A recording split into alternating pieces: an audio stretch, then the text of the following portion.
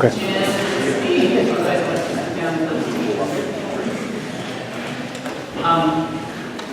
you know, I'm Angela, I'm Vice President of the Kensington Community Services Board, and welcome and thank you for coming. We apologize for the rather short notice on this. I think some people feel it was a bit too short, but it's the best we can do given the circumstances, and you know we're trying to make this decision before the end of the month. So I want to start by talking about a few of the things that we need to keep in mind today. The first is the Brown Act. As you've heard us refer to the Brown Act before. It's a state law that limits all kinds of things that can come to with respect to these kinds of public meetings. Because this is not a noticed meeting of KPPCSD, the board members cannot attend. So that's why they aren't here. We've asked Kevin Huey to videotape this so that they'll be able to watch it by videotape, but they can't attend the meeting. There's a restriction in the Brown Act that prohibits them from doing it. There are also various protections that apply to the wonderful officers who have applied for this position, and that is with respect to the privacy rights. So as a result, instead of having to take their resumes and take off things that might be private, like email addresses or references and that sort of thing, we've just given you a summary of their educational background and the positions that they've held. So you've got that. If you don't have what's on the table back there. And that way you'll see what their employment history is in their educational background. Let me tell you the process that we follow today. We posted the job requirements and qualifications on our website and in various other places. And we got a lot of these. Yes, I am a traveler, so yes, I can yell if you want. So we got several applications in. Michelle Sheriff-Watts, who is on the subcommittee for the board, who's another director. She went through all of the various applications that we got, and we chose 6 people to come back. Of those 6 people, 5 are going to come back. Those are the people you see before you. And that person, one of the people actually withdrew. So tonight, what we wanted to do is give the public an opportunity to meet these candidates in a relatively informal setting. We are going to ask if you have any questions of the candidates that you write them on a card, and I and Gail will be circulating to pick up those cards. We'll then ask the questions. If we don't ask your questions, it's either because it asks something that would not be allowed because of the privacy rights or the Brown Act, or that we just didn't get time to get to it. But hopefully we'll have time to get to all the questions that are relevant and appropriate. We're going to ask each of the candidates to make a statement to open this process up and talk a little bit about themselves, their educational background, their work history, and why they would consider coming to our wonderful community to be the interim chief of police and general manager. We then will ask a couple questions that Rochelle and I come up with of each of the candidates and give each of them a chance to respond, and then we'll go to the questions that you all might have that you want to get some more information on. Once we get the feedback from this meeting, and we have an opportunity to see everybody in action here, we're going to have a meeting with Lynn Walter, who's our district administrator, and some of the police officers so that they can see and have an opportunity to meet these candidates as well. And so we ask some of the police officers to come and be part of the process because we think it's important that everyone feel comfortable with the decision that we're going to be making. We will then invite either all or some of the candidates back for an interview session with the board. That will be in a closed session meeting.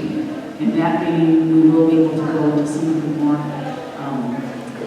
details that we can't do publicly, which would be going into prior job history, that sort of thing. We'll come out of that closed session with either a decision or not, and we'll advise you at the public meeting, which is on this Thursday, what the outcome was of our closed session. So that's the process. Any questions about the process before we go on? Yeah.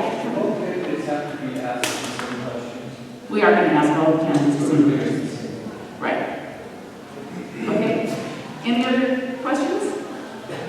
Okay.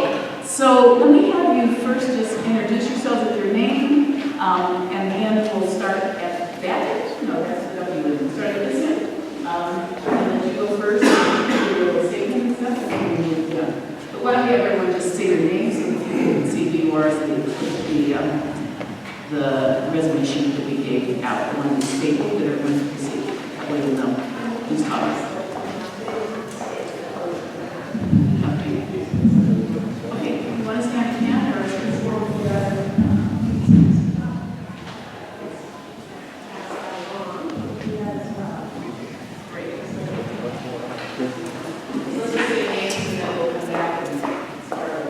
Kevin Hart. Gerald Jackson. Kevin Kyle. Ed Labaroni. Michael Wharton. all the way back to the beginning?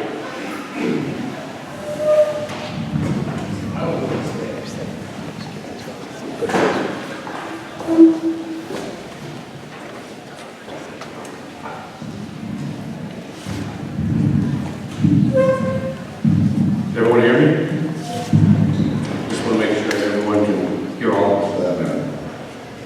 Good evening, directors and members of the community. My name is Kevin Hart, and I'm an applicant for the interim Chief of Police and General Manager position for Kensington Police Protection and Community Services District.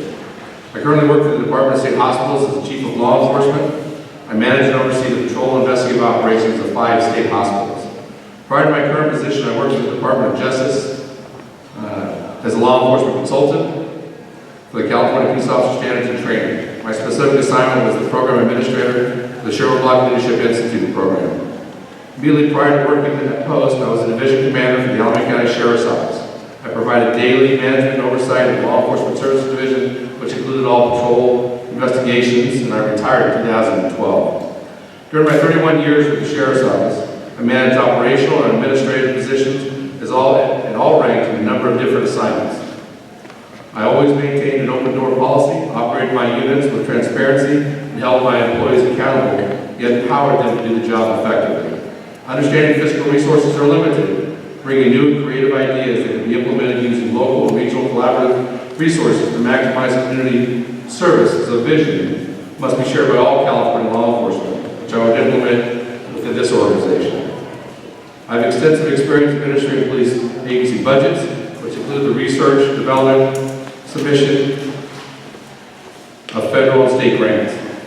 The next Chief of Police and General Manager needs to be an individual that can immediately address current issues and concerns within the agency while maintaining a strong commitment to community service. My leadership style will build trust within the police department and the community by always being available and transparent. I'm a strong supporter of ethical behavior and service to the community, which can be accomplished by also building morale among staff members, the community, and elected officials. I will set the example of a strong work ethic, always maintain a high degree of integrity that gets things done through a collaborative, community, team-oriented style of problem solving. Rebuilding community trust will be my first priority. I'm interested in this position because I see an opportunity to create and develop long-lasting and sustainable change for the district, for an already outstanding community. I'm a post-certified instructor trainer for various courses and continue to be a faculty member at the Alameda County Sheriff's Office Regional Training Center. I have a master's degree from St. Mary's and a bachelor's degree from Cal State Hayward. I'm a graduate of Post Command College and the International Association of Chiefs of Police, Leadership and Police Organizations. I'm an active member of my own community of Dublin. Having served on the school board, I have extensive experience working in the city government, where I am serving my last 18 months on the Dublin City Council. This experience has taught me an understanding of agenda preparation, municipal budgets, tax and bond measures, expenditures, revenue sources, independent audits, and Brown Act requirements, just to name a few. I understand the difficulty of this job of selection process, having been involved in conducting the selection process not that long ago for city manager. Thank you for this opportunity. I'll be happy to answer any questions when it's my time to the directors of the community. Thank you.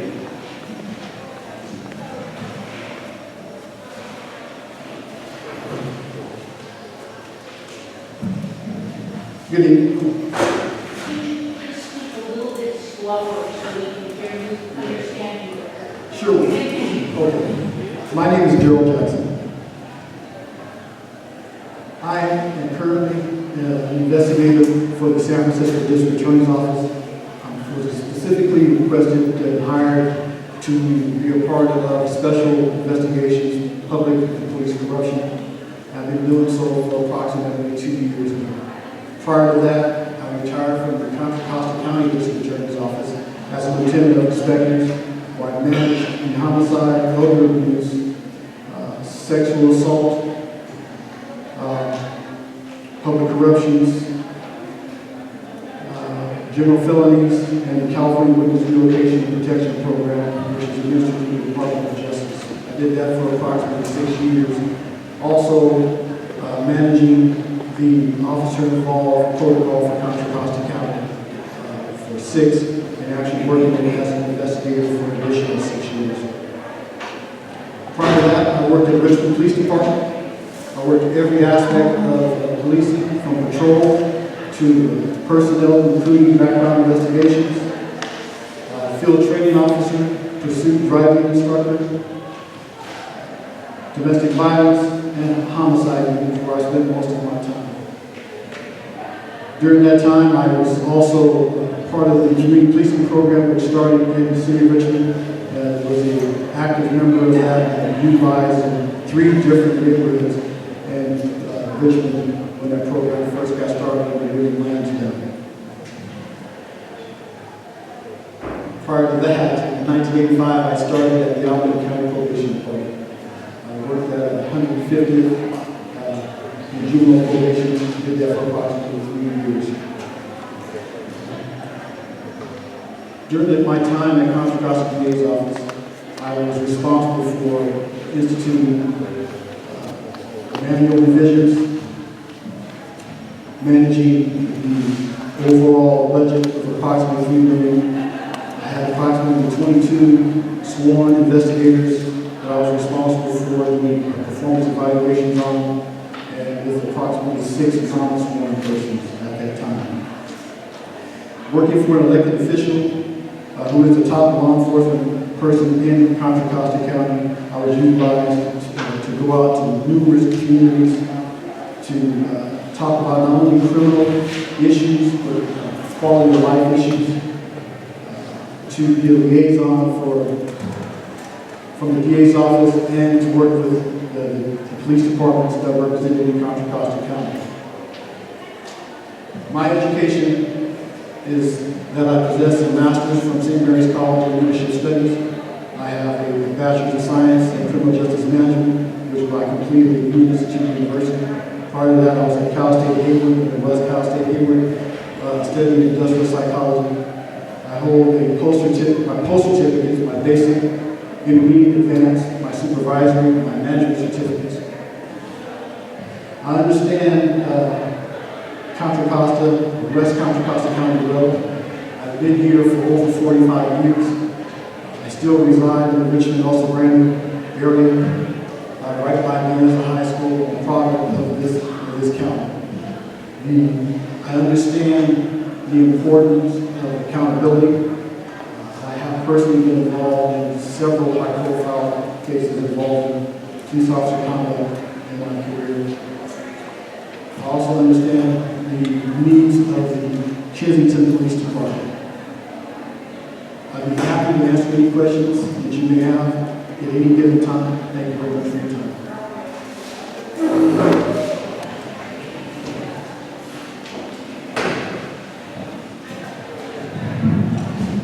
Everybody hear me okay? How's this?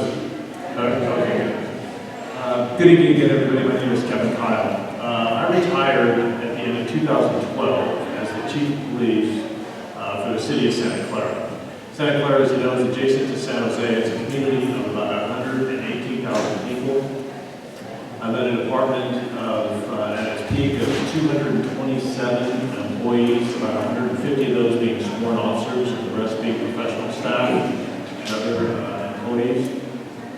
And my tenure there was marked with my hallmark of providing and modeling nothing but the most high standards of integrity and ethics throughout the department, because I believe the way to build a culture of that type of environment in any organization, the only way to do it is to model it and be by example. So, a little bit of the nuts and bolts of being the chief in Santa Clara. As I said, talking about the size of the city, the size of the department, we had a budget, annual operating budget of almost $45 million. And at any given time, on top of that, there were capital improvement projects, grants, asset forfeiture funds, and a variety of other things that were more long-term beyond the annual operating budget. Also, as the chief of police, I was part of the city manager's executive management team with all the other department heads, and we prided ourselves on working collaboratively together, realizing that the police department was not the biggest or best department in the city, but to give the overall ultimate of community and municipal services that we provided, it was a joint effort of all the departments, not just the police department. I also collaborated frequently with other law enforcement agencies, other government entities, and educational institutions, and the community groups, as well as the business community in Santa Clara. I was very fortunate to be able to end my career as the chief of police there because, little known fact, the city of Santa Clara is the last city in the state of California to have an elected police chief. I wanted nothing to do with that, and I was content never being the chief there. But my predecessor retired mid-term, so I was appointed by the city manager on a 7-0 vote by the city council to finish his term for the last 2 years of my career, which was a very humbling experience and a pleasant surprise. Prior to that, where I think I really cut my teeth as a law enforcement executive was I was the assistant chief of police there for 7 years. As such, I was in charge of all the day-to-day operations. Of course, I was the acting chief of police in the chief's absence, but ultimately was responsible for all the day-to-day operations. The department was divided into 3 divisions. Operations, which was the 24/7, 365 uniformed first responder function. Investigations, which handled all the follow-up investigations and long-term investigations. And then support services, which was training and records in the jail and everything that wasn't either patrol or investigations, basically. Each one of those divisions was headed by a captain, and so I was the direct supervisor of all 3 of those division commanders. In that position, I was also the principal architect of the $45 million operating budget, or where it stood. And what I'm probably most proud of, in addition to the tenor of our leadership in the department, was that we were able to get the department through the Great Recession with virtually no impact on the community. All the cuts and creative things that we had to come up with were all done in the department, so it was totally transparent, and there was absolutely no visible reduction in service to the community. So that's one of the things I'm most proud of. Why do I want to come to Kensington? I want to help. I want to go from one wonderful community to the other, and I'd be very proud and honored to help you take the Kensington department to the next level. Thank you.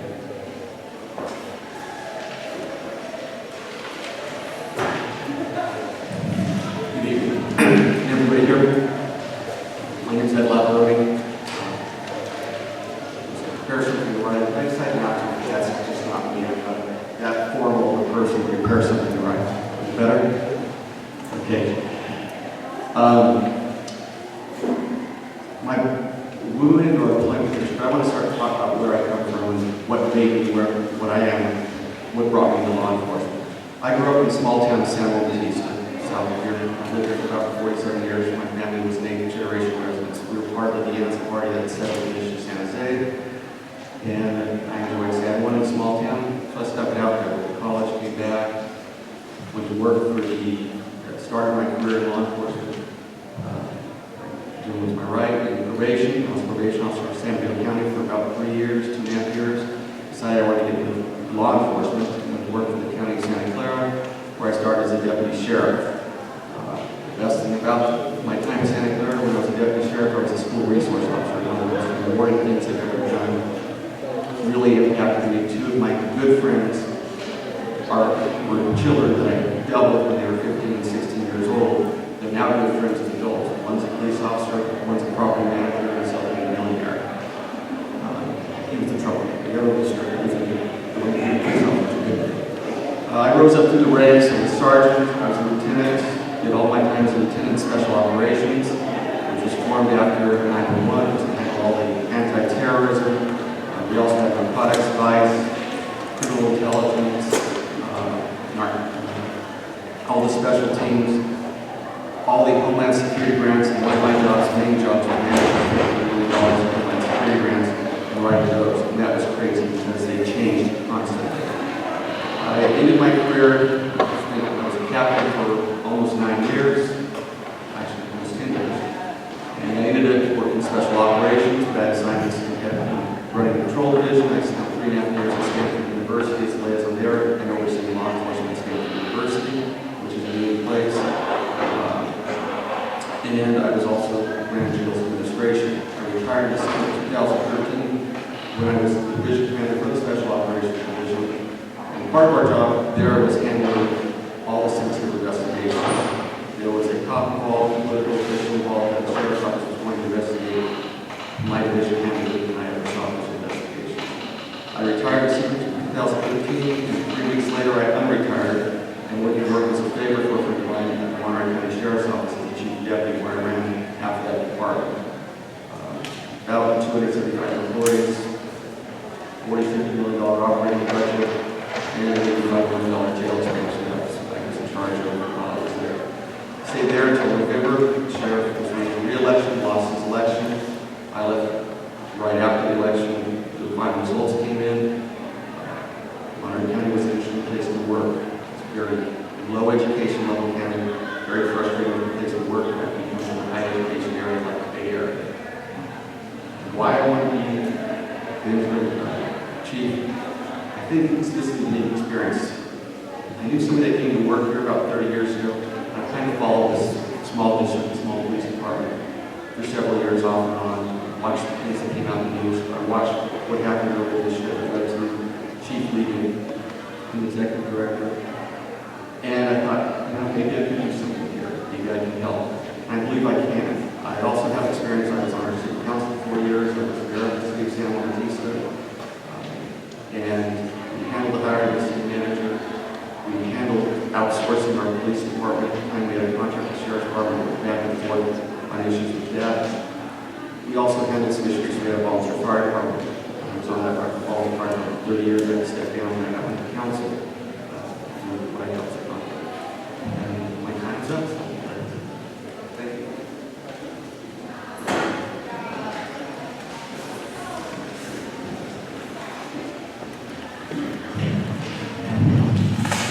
Good evening. Can everybody hear me? Thank you. Truly walking with the giants up here. I know most of these guys either by reputation or I've run into them at some point in my career, so I'm actually fortunate to even be amongst them. But my name is Michael Gordon. I am a sergeant currently in investigations with the City of San Jose Police Department. I imagine the 2 questions everybody here has is, who am I and why am I here? So with the 3-minute sort of speed dating format we have, I'll give you everything I can. I'm a product of East Bay. I was born and raised in Berkeley. I graduated from Berkeley High School and got my bachelor's degree in sociology at UCLA. While I was at UCLA, the Rodney King incident occurred. That impacted me heavily. And like any good Berkeley boy, I decided I was going to save the world and change law enforcement from the inside by becoming a police officer.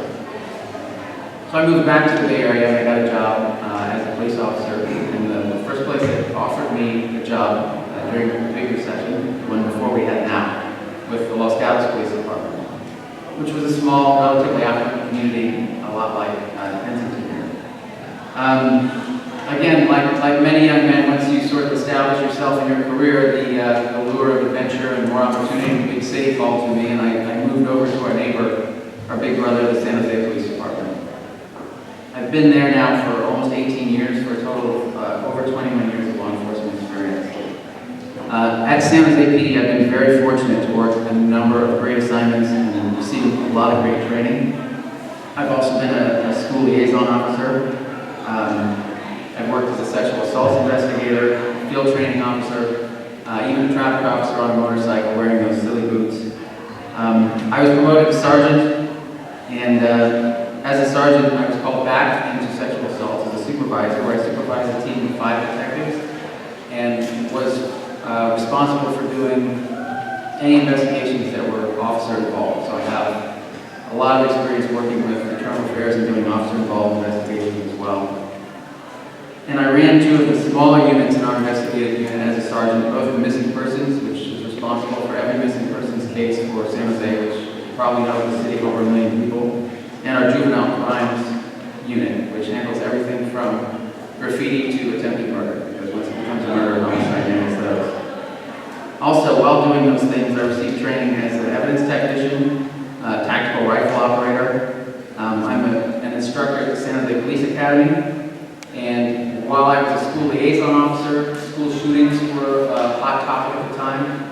I developed with the San Jose Unified School District and our SWAT team an active shooter protocol. And I then trained over 7,000 employees of the San Jose schools in that shooter protocol. So should God forbid that worst case scenario happen, they were all prepared. Now, as a person, I'm currently a resident of Contra Costa County. Father to 2 boys. My oldest boy made me promise I would tell you that he was Andrew, and he's very cool. And my younger son's been asking me since February when I first started talking about this. Some of you may recognize me because I've come to a few of the meetings. Whether I'm going to get the job or not, so hopefully in the next week I can answer that question for him. And why Kensington? Why am I here now? That's the big question. As a product of the East Bay, I think probably everyone in this room will agree that the East Bay is a very special place. It always has been to me. It's a place where we look at the world and look at what's going on and wonder how can we change it, how can we improve it, and what can we do about it. That's why I'm standing before you now. Like my colleagues here, I followed the news about what happened, and given the education and training that I've had, I thought I could come here and also make a difference. Apparently I'm out of time as well, so I will stop there. Thank you very much for your time. Thank you.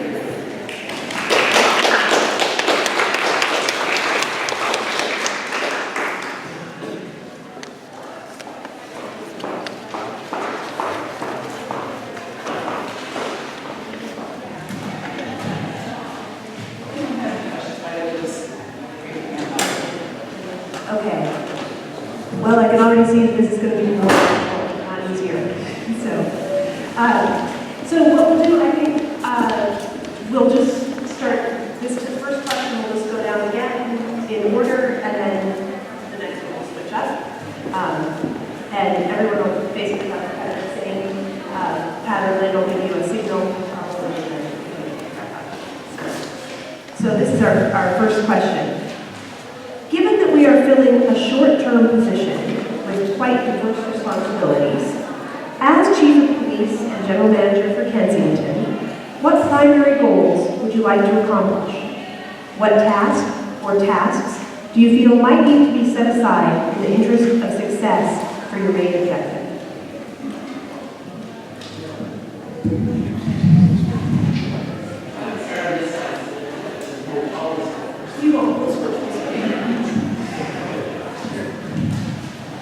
All right, I'll try to talk a little bit slower this time so that everybody can hear me. So I apologize for earlier. So I think one of the first important things we have to work on is having listened to several of the videotapes and the audio tapes of meetings, as well as reading the agenda minutes and notes. There's a lot of concern in the community, and I think the first part is going to be is stabilization. All right, let's bring an actor in here for purposes of leadership. All right, for decision making, meeting with the community, being transparent as much as possible, and kind of getting past some of the concerns a lot of people have. I think we have to obviously continue to move forward. We're falling back, so we need to evaluate the circumstances. We need to continue to meet with the community. When it comes to past, I think one of the big things is that if you look at the budget and projections for the last 5 years, there's a concern with regard to being over budget. So I think one of the immediate things the person has to do is stabilize that and just look at some opportunities for additional revenue sources, and identify that piece, obviously. Of course, we're going to meet with the community, with all the individual staff members within the agency itself. But the primary thing for me was make sure that we can move forward. We don't know what the next year's budget is. It's not posted online. But I think that hopefully, as other cities in the state have realized, more of an increase than what the projections were when it comes to property taxes. And that may obviously offset some of the cost relative to the concerns that I would personally have. I don't want to sound like a broken record, but since the questions are to all of us, I'm sure we'll all say that we know, according to what's been placed in the paper and media about most recent events. It is tough to say how we would go about bridging that gap, providing the confidence that you need in your police department based upon prior actions of another person. All I can say personally that I am the type of individual that will meet with anyone at any given time about any given thing. I let my own work history reflect my standards, my beliefs in policing and how officers should be held to a higher standard. So I work diligently to provide that same type of support to you and reassure you that the wheel is not broken. It's in fact running and turning very well. I know that there's concern about budget. I know there will be discussions about the current MOU that's going to be talked about, discussed later. I know the history of Kensington and the discussions about whether you should stay independent or contract your services out. I would just offer my own personal experiences and beliefs in those discussions, not taking one side or another, because I truly want what's best for this community and what you all want for your community and all the stakeholders that it represents. The way we go about moving forward is not looking backwards. Don't forget what's happened in the past, but be willing to move forward. And that would take an effort by all of us. Knowing this community and just, even from a kid passing through here back in the mid-70s, going to college and coming back on Arlington because I didn't want to be stuck in the freeway on St. Pavel Avenue. It's been always a nice place. And I know from working at the DA's office that in order to be the type of district that you are, you have a family mindset. And I think that's what's the most important thing, and that should not be forgotten. So in moving forward, I would just ask you to keep that in mind.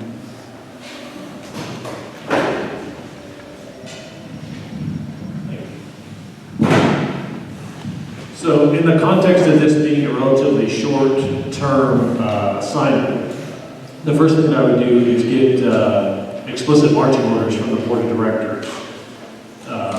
Knowing, of course, that they are your elected officials, I would hope that the direction that I've given from them is a direct synthesis of the direction that you have given them by way of putting them in the position that they are in. Once I've gotten that broad framework from the board of directors, I would meet exhaustively with the different aspects of the community, different community groups, individuals, neighborhood groups, anybody and everyone that I can reach out to understand specifically what the needs and wants are within that larger framework. My third major priority would be to do a fairly rapid yet thorough organizational assessment and immediately fix what's broken. In terms of what may have to be set aside for beyond the tenure of this interim position, I think it's a matter of prioritization. So based on all the other things that I talked about, meeting with the board of directors, meeting with the community, doing an organizational assessment, I will be able to set a definitive list of priorities of things that I will and will have to accomplish during my tenure here, and the rest of the stuff will follow on. But again, anything that's a hot issue will be addressed immediately. Thank you. I think the most important thing would be one that's been noted by others table here, is improved communication. That's obvious in newspaper articles, videos of meetings, that as a result of what unfortunately happened here, there's some distrust. One of my first things would be to go to the board and to recommend that any internal affairs complaint that is going to result in formal discipline, which would be a letter of reprimand in most agencies or above, something that's going to state an officer's permanent record, should be outsourced. This is too small a department to be doing internal affairs investigations, having the chief do it with the supervisor. Because the chief is also going to be the one who reviews that investigation, decides whether it's valid or not, and the results that it's a complete investigation, and then it's going to recommend and implement discipline. And when you do all three, that's probably what led to the problems that happened here. You have to have an independent person doing that investigation. Now, large departments easy to get that. We're all from we've worked in large agencies. We're all used to having people who are assigned for 5 years or more to internal affairs, so they separate themselves. And they report directly to the department head or the number 2 person in the department. And they're large enough where you don't have that conflict. And you always have somebody one rank above doing the investigation. In a small department like this, you really have to find a way to outsource those investigations, whether it's with a private contractor, the sheriff's office, the DA's office, or the local police departments that's around. You can work out an agreement with them. That, I think, is an important thing. That's primarily that would be one thing I would go to the board and recommend right off the bat. And looking at this small department. I grew up in a town where the department was 5 people with 1,500 residents. And we had our problems. We had to disband it because of lawsuits, and it was driving our budget in the city to the ground. San Juan would have disincorporated had we kept our own police department involved. Here, I think communication is important. Like Kevin, Daryl, I would immediately, anybody wants to talk, I'm willing to that. Like I said, growing up in a small town, I knew everybody on a first name basis. 5,000 people, I don't know everybody's first name, they take me a while. Being short term, it's important for us to look at that short term. What can I do now? Budgets, things important. That's another earlier. Communication, right off the bat, is important. And I think I should pass this on. Thank you. Should I have to go first on this one? Because, again, I'm going to sound a little bit like a broken record, but some of it falls into what I was going to conclude my opening statements with. Obviously, the thing to find out in a community this small are what are the priorities? What are the priorities of the board and the citizens? And it's easy in a community this size, as opposed to where I'm working now, to get those opinions and to be completely open. I know there have been issues in the past about credit cards. As interim, I put my credit card statement online. That seems like a no-brainer. There are a lot of things that could have been handled differently in terms of transparency and accountability. I also have a network that I would bring with me to this. I am personal friends with 5 chiefs around the Bay Area. I know from attending some of the meetings here and talking to some of you at those meetings. I've also gone on a ride-along with the department and met with Master Sergeant Hall, who's actually a police academy classmate of mine, and Sergeant Kevin Huey. Some of the issues that are going on in the department. I know physical security, cyber security, and processes of evidence booking are all issues that have been going on. I would bring the institutional knowledge that I've gained in San Jose and also consult with the chiefs that I know for best practices all over the Bay Area and try and improve those issues that we're already looking at right away. It is a short-term assignment, but I would want to roll up my sleeves and get started. I think Kensington, as a community and as the police department, are ready to move forward. Roll up our sleeves and get to work and let's make it better and move on from what just happened. As far as my vision, I would like to see, as a leader, I've learned that people that I work with have, everybody's an expert in something. because we are a small community and a small police department, I would like to develop the expertise of every officer, something they have an interest in or have an expertise in. In San Jose, as a unit commander when I was running missing persons, I was pretty much allowed to make any change I wanted as long as it was budget neutral. So I'm familiar with making budget neutral changes that make sense and it's quick and easy to implement.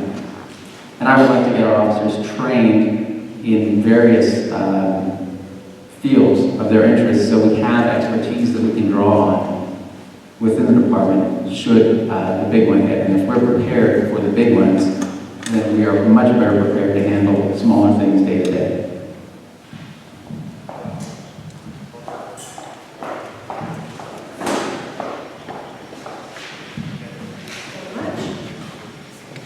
All right, you'll get your wish. You'll get to go first next.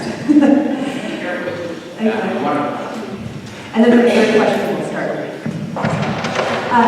This job asks for not just a community builder, but also a knowledgeable administrator.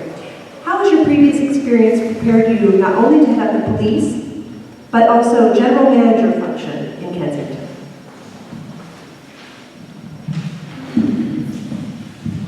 Well, this one, again, I would fall back on my education. The master's program that I worked in was very specific to, it's basically a master's in public administration focused on emergency services, which is police or fire. So the coursework that I did and the projects that I worked on were essentially what I would be doing here. Budgeting, Brown Act, public meetings, all of those things were covered in my coursework. And because I have less experience than some of my competition here, I would be drawing heavily on the experience that I have and the network that I have around the Bay Area of police executives. As far as the general manager position, one of the difficulties I see of this job is there is a separation issue there. There are some inherent conflicts of interest that are built into the way the district is structured. And I think it's important that whoever is wearing both of those hats make a very distinct separation between those two hats and be that symbolic and actual. It seems to me it would make sense when you're acting as the general manager maybe to be wearing a suit instead of a police uniform. Even if it's just perception, perception is often reality. The general manager has fortunately, limited oversight here, but I will do everything I can in the interim to separate those two jobs and to separate myself into those two separate entities.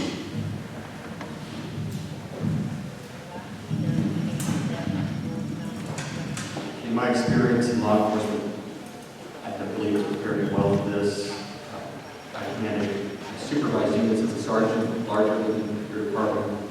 I've commanded, in Monroe County, I had about 257 employees that work for me, contract and civilian and badge. As a city councilman or mayor, one of the big jobs, one of the big years, you have a garbage contract that's administered by your district. I negotiated a new garbage contract. It was part of me that negotiated and signed a new garbage contract with a new garbage reference provider. So I have some experience in contracting. My grant writing experience would be good, although for Kensington to qualify for most of the grants that are out there would be very hard. Most of them are for communities that are oppressed, have large game problems, so we don't have that here. So for interactive grants, we're talking about the private grants to help the community out, and they're out there. I believe that, education, talk about my original goal of was to be a city manager. I've been a frustrated city manager for 35 years. I stopped pursuing public administration when I was in school after taking my first public administration class and went, this is crazy, this is common sense, why am I taking this class? So I went straight political science. But now, a little older, a little wiser, more experienced, I'm currently pursuing a doctorate of business administration with an emphasis in public administration. My dissertation, which is the reason I'm in now, is trying to get my concept paper approved.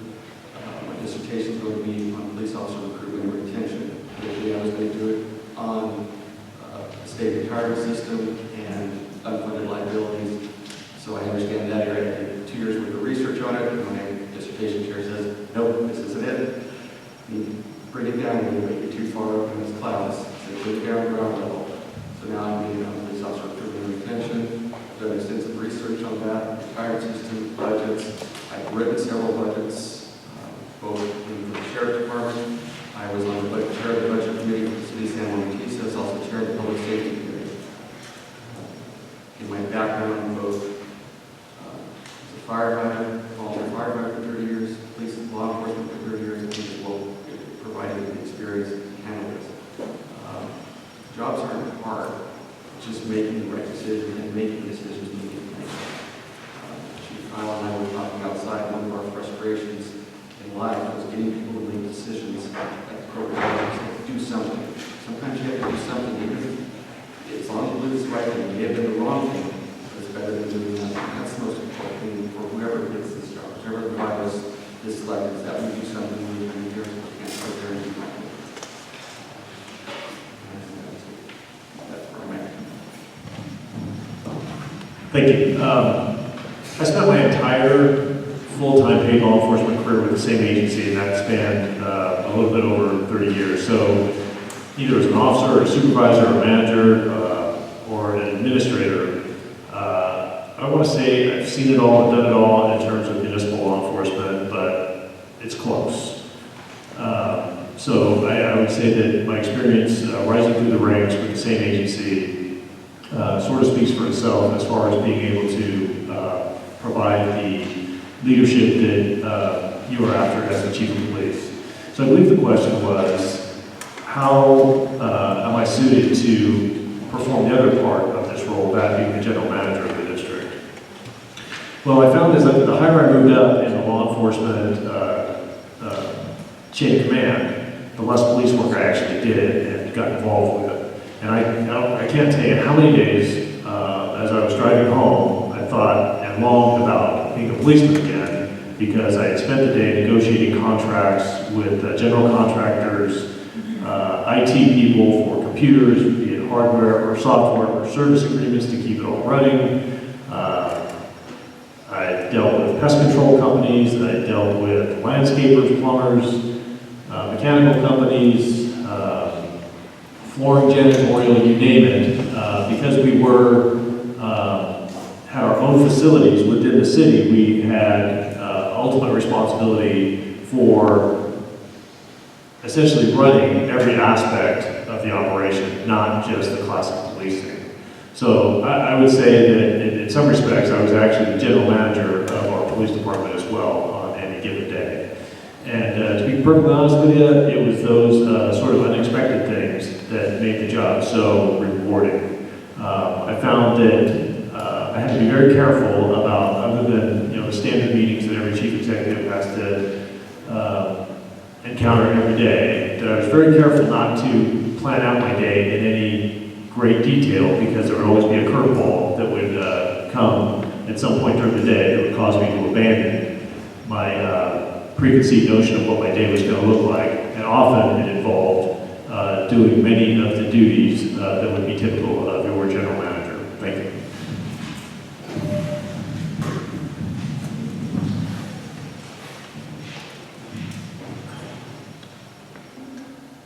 Seems kind of stale here right now to me, so let's try to change up a little bit.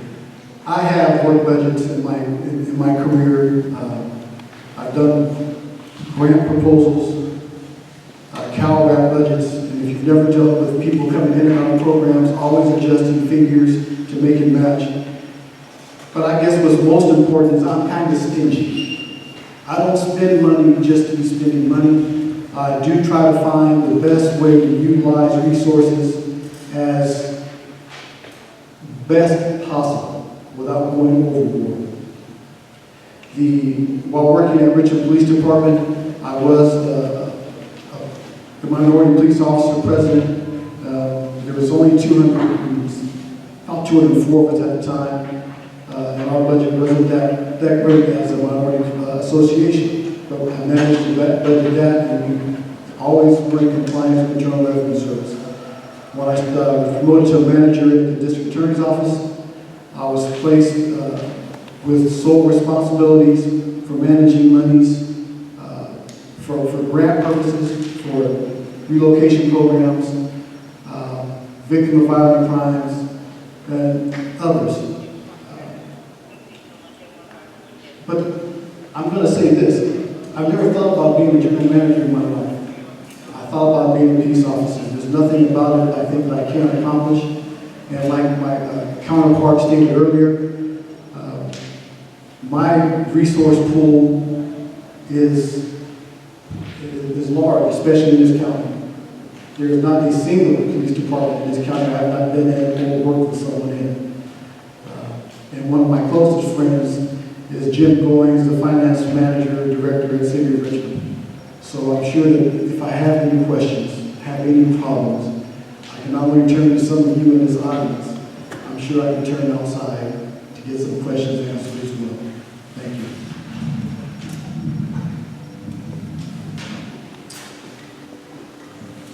I think that in today's environment, police officers start thinking about budgets pretty early on. You know, from a patrol officer, you think about potentially getting laid off, based on the economy, based on the recession, and you start learning budgets. I think my first experience was a sergeant, where I had to, evaluate my budget to make sure that I'm as lean as I can be, or if I have got additional revenue that I can evaluate. As you go through the ranks as a lieutenant, same kind of concept. You're now in charge of a unit, you're managing staff, you're leading staff. You obviously have a budget.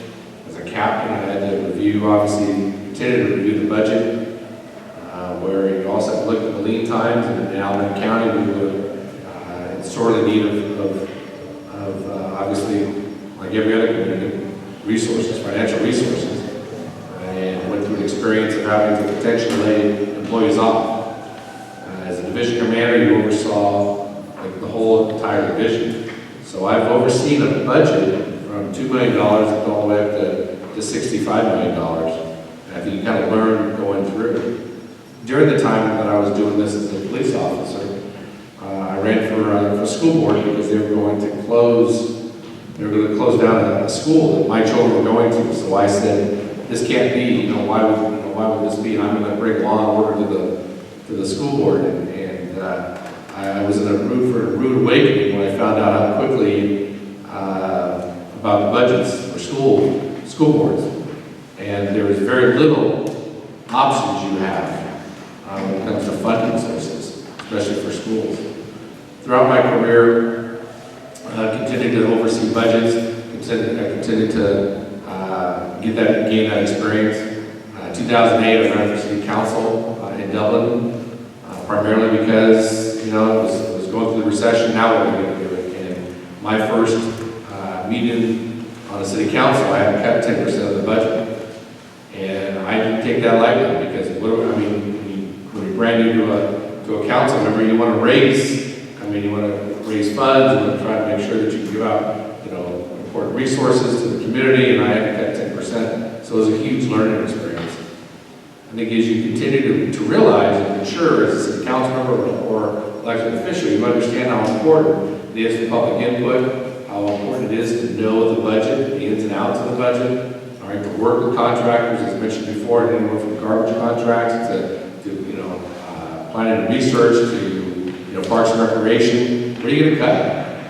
And you have to make tough decisions, tough choices. All of that has given me the experiences, which is why I'm here today, because I believe that I have a unique experience. Not only do I have the law enforcement experience, I'm able to wear that second hat, both from two different kinds of elected officials, positions. And I agree with Michael. I think the next individual that's fortunate enough to have this position, either on a full-time or part-time basis, has to wear two hats. And I think that I would hope the board of directors would give, in my case, me or anyone that's up here tonight, the option to look at other options with regard to having two hats. I will tell you, looking at the budget, it's going to be tough. But I also can tell you that projections, which are not necessarily is realization, that they were set at 6%. And I think last year, most of California came in at anywhere from 8 to 10 to 12%. So there's going to be some end of year savings there. So I think my experience comes from doing it in the trenches, having cut budgets, having to be able to understand and learn difficult aspects of working a line item budget. So look forward to the opportunity.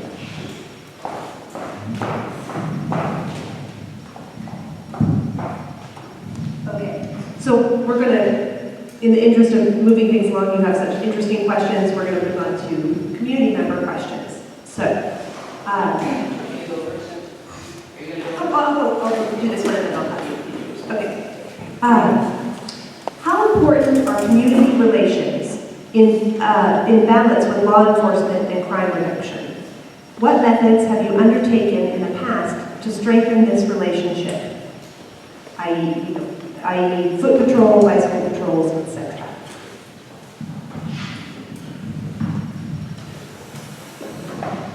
I'd have to have you read back the question exactly, but my impression was that it was almost as if community relations and police operations were strange bedfellows or interpreted as being that way. I see it as completely different. I see that the only way a police department is truly effective is with the support and cooperation of the community. So therefore, it's incumbent upon the police department to go out and solicit and foster that involvement. That involvement will breed trust, will breed confidence and assuredness that everybody's best interests in the district are being taken care of. What have I done specifically to foster community relations? Even though Santa Clara was a much larger city than Kensington is a district, we were very well known throughout the region for the support we had in our community. And again, that's something that just doesn't happen overnight. That's something that has to be fostered over time. So I was brought up in an environment in law enforcement that valued and treasured community involvement and community assistance, if you will. And therefore, it's just kind of a fabric of my being that I take that for granted, that the community is probably the most important factor in how the police department is run, the decisions that are made in the police department. Every decision made in the police department should be in the best interest of the community. So specifically, yes, bicycle patrols, foot patrols at the schools, the business districts, school resource officers, anti-gang and drug programs in the schools are all things that I was very, very proud of and fostered, even when those things were all considered low-hanging fruit during the Great Recession. I was very proud of the fact that we were probably we're the only city around that I know of that maintained our DARE program in 24 elementary schools, despite the budget woes that we were all experiencing. I made it a practice to go to each and every one of the DARE graduations at each and every one of the elementary schools and speak to the kids and the families and the faculty that was assembled there as one way or one example of community outreach.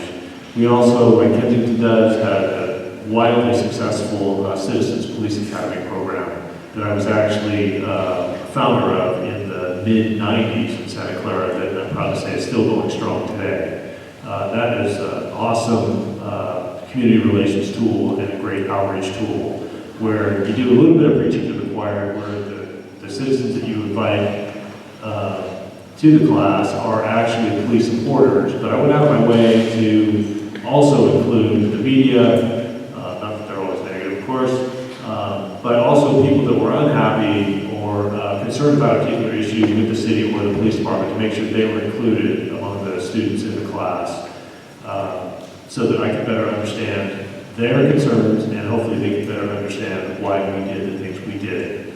And, you know, if we did something wrong, I was the first to admit it, and I actually learned a lot of things that I was able to use to improve our operations overall. Thank you.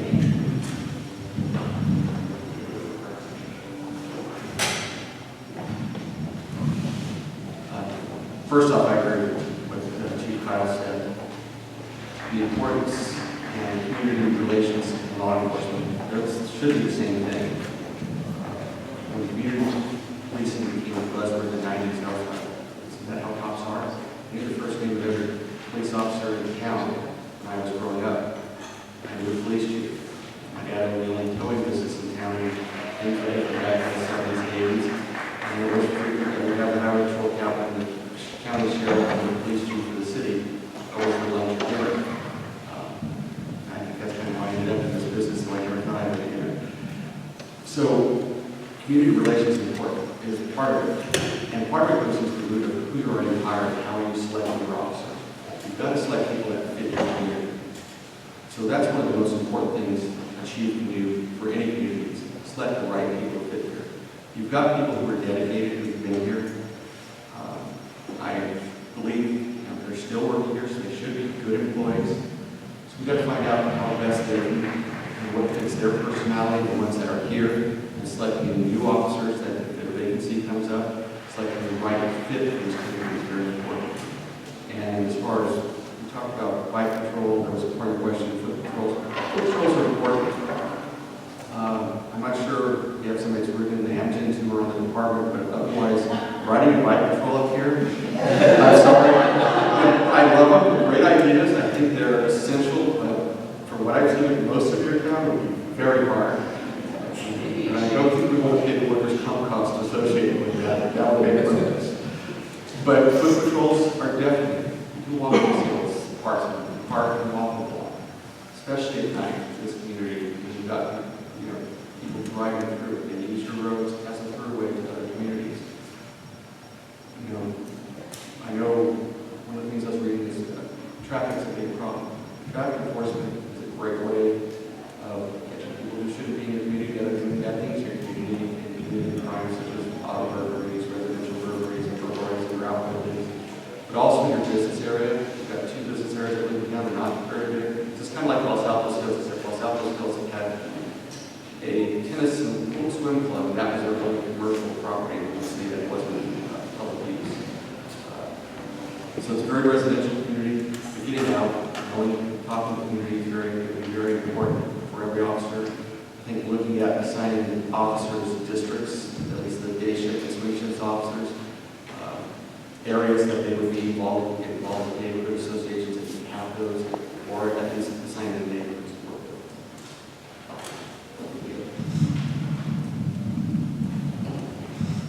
Thank you. And the question again was, how important are community relations? And to piggyback on what the previous commenter said, community relations are everything in police work. And I learned that early on. My first job was in a small town, and by driving the beat and walking my beat and being in my beat, I learned what was important to that community. And the interesting thing I found is when I carried that knowledge to some of the worst areas in San Jose, I found an ethic that was disturbing to me when I went to San Jose. There were a lot of guys there that came up in the big city, and they were big game hunters. They were only looking for the elephants, the big drug dealers, the big arrests. And I would say to those guys, that's an important part of police work. But when you're a beat officer, what's important are the things that the people in that beat have to deal with every day, the simple quality of life issues. And I found, ironically enough, in some of the worst areas of San Jose, I would go down the street in my beat and I would tow abandoned cars. And people would come out and thank me and tell me they bought their house 15 years ago, and that car's been sitting there ever since, and they couldn't park in front of their house. And the next time I drove down that street and waved to that same guy, he would come out and tell me, hey, I think there's something going on in that house across the street. And it's the little things like that, and that's why I am so interested in coming back to Kensington, because your department and this community have the time to work together, to talk together. When I went on the ride-along with one of your officers, I was thrilled to see how involved he was. We ran into so many citizens that he knew, that we chatted with, we found out what the issues were, and it's easy stuff to deal with. And that's really what a police department is, and that's what community relations are. It's just responding to the things that are important to the community. And again, Kevin sort of stole my thunder. Community policing became a big buzzword, in the early 90s, but I sort of learned as I became a cop, that's sort of what good cops have been doing all along. It is community policing. It's not really something new, it's just good police work. And the second part of the question was, what have you done in the past? Well, I got into a little bit of that with my anecdotal stories, but when I first came to Los Gatos as a brand new officer, we had a downtown area that was very impacted on the weekends. There were a lot of nightclubs in a very small area and one tiny little road that ran through it, a lot like Arlington. And we had cruisers that would come in and just clog the streets. And we couldn't get downtown to calls when we had to. So I suggested to my sergeant at the time, we should have a bike team that on the weekends downtown when that area is so impacted can be out there. And he said, that's a great idea, do all the research, write a proposal, and bring it to me. And I did just that. And fortunately, based on that proposal, the Los Gatos Police Department started a bike team, and I got to be one of the first members of it. And we always beat the patrol car officers 2 calls. And we got to interact with people. And I think just our mere presence out there helped prevent a lot of problems. Thank you.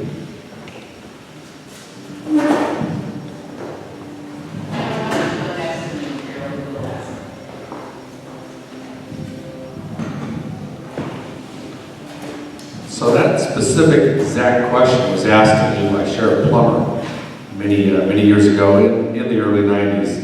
How can we become closer? And I was in charge of the crime prevention unit at the time. And I said, Sheriff, I said, one of the things that we can probably do is move the crime prevention unit into the community itself.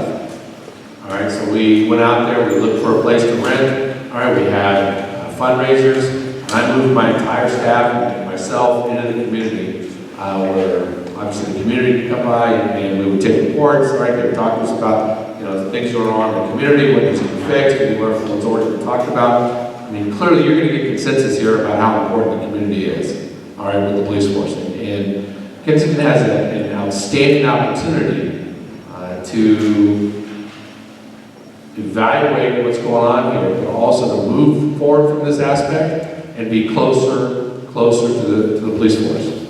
And I think this is a perfect opportunity to segue into the fact that not only did we move the unit into the community itself, we started thinking, okay, how can we be more engaged in the community? We started up specifically, which is why I'm telling you this story real quick, and that is that we started up a youth baseball team for at-risk kids. And we thought we'd probably get maybe 25, 30 kids. We ended up getting 200 children.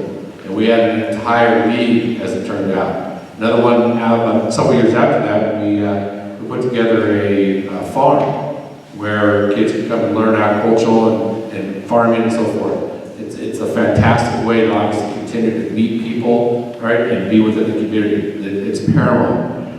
We can talk about cops program. I remember when before we had cops, and that obviously is community-oriented policing. SROs, I was also involved in that aspect. When I was as a young patrol officer, we didn't have the SROs, school resource officers. So we went to the schools. DARE as well, my officers taught the DARE program. Citizens Academy that has already been mentioned, but one thing I was proud to start off personally and wrote the lesson plan for was a youth academy. So I'd love to be able to see if I could get direction from the board to potentially see if there's a need or one for a youth academy, which is very closely knit to a citizen academy, but it's for youth. And it's a trying time for law enforcement right now. But it's also a perfect time because we're under so much scrutiny, not just here, but all throughout the nation. It's a perfect time to make sure that every member of the organization, and if they work for me, every member of this organization will be embedded in the community one way or the other, as a law enforcement officer or as a community member, all right, just to make sure that we listen to every member of this community, get a chance to talk to every member of the community, and get out of that patrol car. It drives me crazy when officers will drive down the street with the windows up, especially on a beautiful day.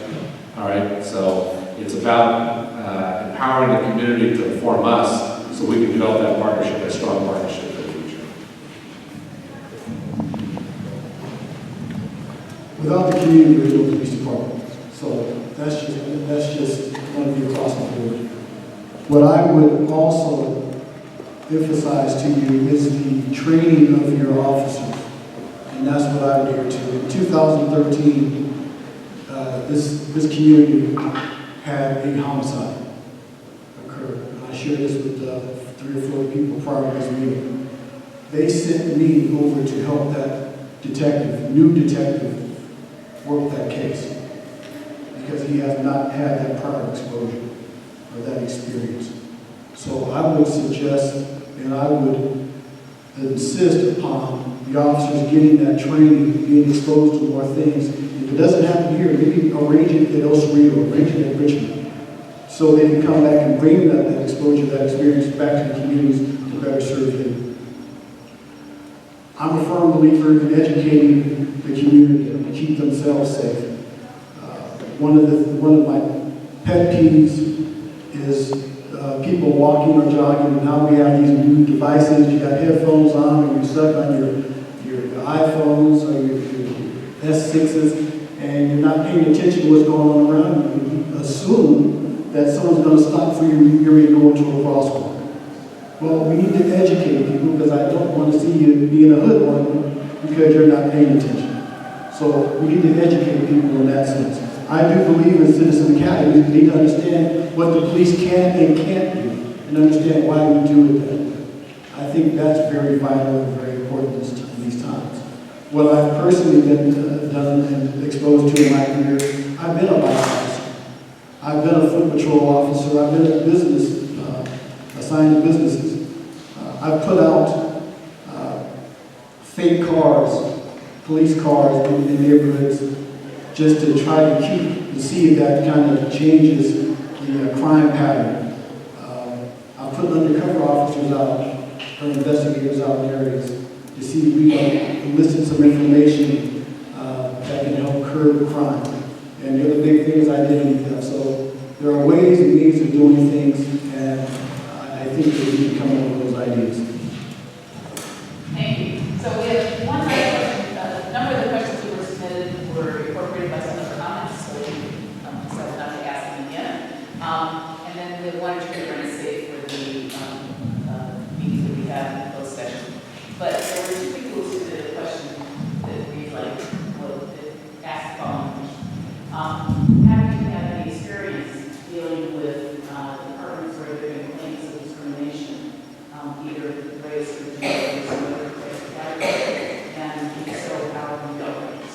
So without disclosing any names, just what kind of experience you had there. It's not something we have any outstanding claims now, and anything like that. So why don't we start with Jay?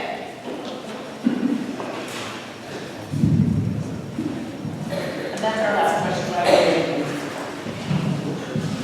Thanks. I've had experience both internally within an agency and externally within the community.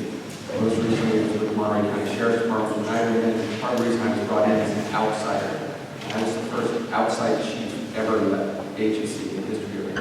I was brought in because of the community problems that they were having, because of the leadership issues they had. And one of the things I was brought in to do was deal with especially race relations. Monterey County has about 58% Hispanic community, and there was large issues with that. I still have contact and get emails from people in the community because I went out there and did outreach. I did it myself. I took responsibility. We made mistakes. Did it? Yeah, we made a mistake. And the other area of issue and experience with internally was with sexual harassment issues, both by staff members or alleged by staff members coordinating investigations, requesting investigations, and overseeing those. I really don't want to get into those much because some of them are still timing and tolling for possible lawsuits. I can't publicly talk about those, but I've dealt with both issues. The other issue I've dealt with is instantly that doesn't mention, it's not, doesn't involve race, but it's also mental health issues. And the mental health community gets highly discriminated against, and I've got a passion there. I think law enforcement is the mental health provider of last resort, and I've done a lot to develop programs on that. Sounds like the Sheriff's Department developed all of our programs involving responding to mentally ill offenders, and it's one of the areas that we start working with is responding to mentally ill victims. So those are those have always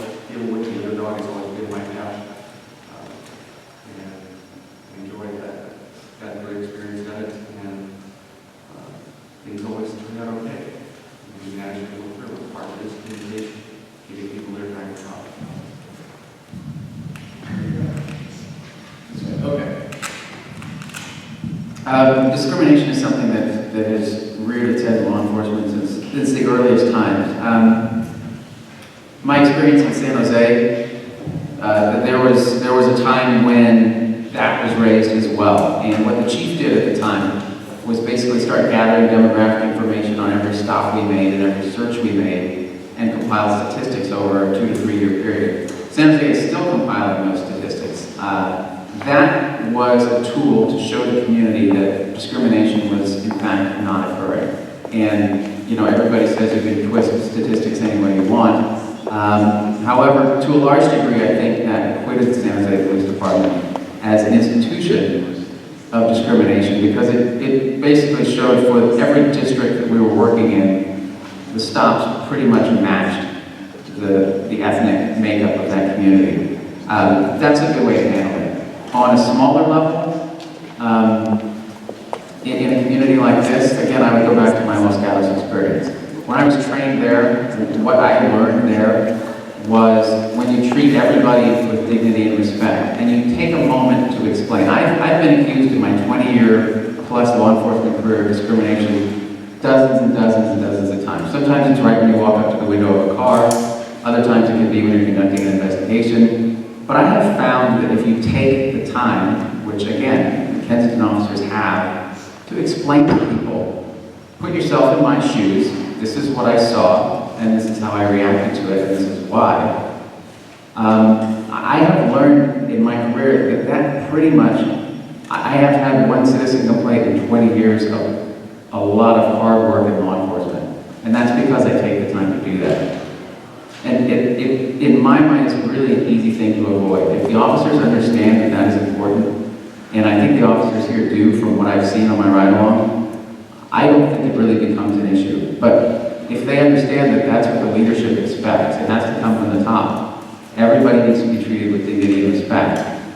And if it comes to a point where we have to gather statistics, that's obviously the other easy way to do it. Who are we stopping? Who are we searching? And why?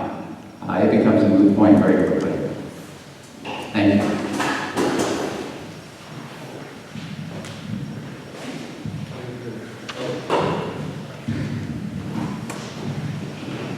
That's kind of a giving question for me, I guess. I was hired by Richmond Police Department under consent decree. For those of you who've been around this county since anytime after 1975, you remember Richmond's 60-minute expose on the Richmond Cowboys. I was in high school when that happened, and I was at De Anza when they let those dogs on us at a football game. But I went to Richmond Police Department because it's home. Richmond in West County is my home. And we talked about Kensington being in the paper and media about recent events. Well, Contra Costa DA's office had some media coverage in and of itself. The deputy DA who allegedly sexually raped his coworker. Well, if you Google Daryl Jackson, you're going to see my name there. I was one of the investigators involved in that. And doing the right thing sometimes has negative consequences. And we just finished that lawsuit. We got the federal judge agreed with us and we did nothing wrong. But from that came a lot of sexually explicit conversations that were going on inside the DA's office from very educated people. That was astonishing to me as an investigator. Because as a police officer, I've never, even as a cop, I've never heard these type of conversations. So there was a very distinct learning curve, and outside people were brought in to discuss that with us. And I was a part of other investigations as far as sexual harassment or racial profiling. Part of my responsibilities now with San Francisco is 3 or 4 times a year I go up when they hire new DA investigators for the state of California, and I talk about officer-involved shootings and custodial deaths. With that comes a segment on profiling people and their responses to that. So I'm very familiar with it, both personally, professionally, and have dealt with it both in a very minor honorably and also be federally employed.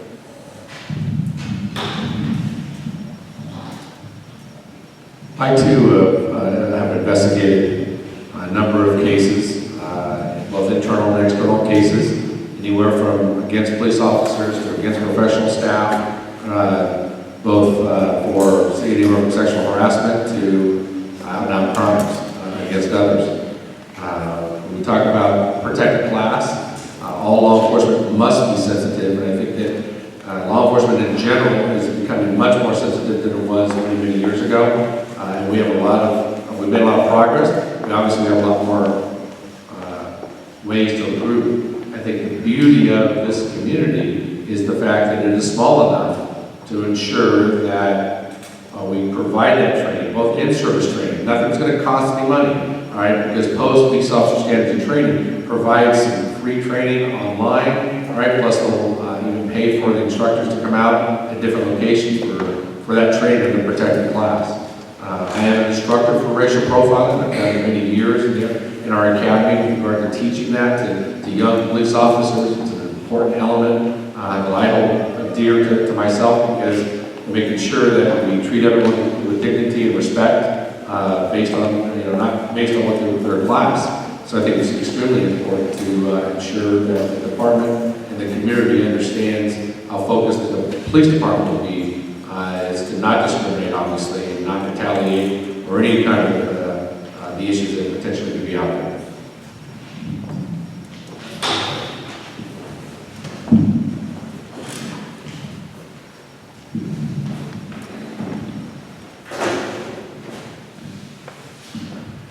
The short answer to the question is yes. I've had plenty of experience in investigating and adjudicating complaints, both internally and externally, regarding bias, both in the workplace and in law enforcement application.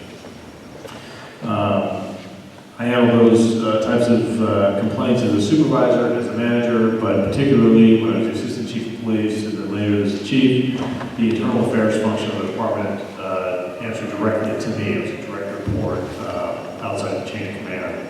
So I was acutely aware of any instances where those were the issues involved in an investigation. Very pleased to say, however, that those instances were far and few between in Santa Clara, and even though we policed in a very diverse community and were comprised of a very diverse workforce, those types of complaints were, again, pretty far and few between. And I'd like to think that's because, A, we selected the right people to be our employees and led in such a way that we showed that we, meaning me and my command staff, that we embraced diversity and made it known that discrimination would not be tolerated in any way, shape, or form, whether it be inside the building or outside the building. Police departments, even before the current media attention and current events in law enforcement having to do with bias-based policing, police departments have always had rules and regulations that say that all laws, policies, and procedures have to be equally applied without regard to any of the protected classes that would be ones that would have standing to issue such a complaint. But I think it's actually a good thing that this is in the forefront now, because the training and the emphasis on anti-bias-based policing is so much greater now, and I think it will just serve the profession and the communities we serve even better, because it is such an issue on the forefront now. Okay, I want to thank everyone.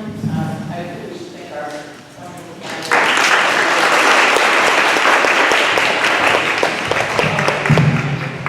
We should feel very lucky that we have such an incredible group of people who are interested in being part of our community. People who are going to make a choice very hard for us. I'm going to ask, if you don't mind, I thought there might be another room where we could have the police officers, maybe with the candidates, but there isn't. So I'm going to ask people to please leave so that we can hear. And we are meeting on Thursday night because we'll be reporting out from our closed session.